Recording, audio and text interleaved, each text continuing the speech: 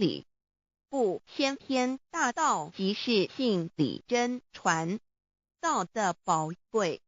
并不在于它有什么神秘稀有或特殊之处，而是在于它平时，但我们却时时刻刻离不开它的本体与妙用。我们反观一下自身，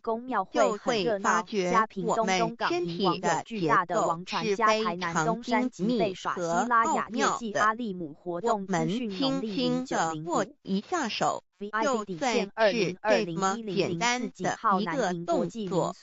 其中所牵涉到的所有关节物理作用、能量、化学反应、神经系统资料讯息之传输及脑部分析、判断和命令之下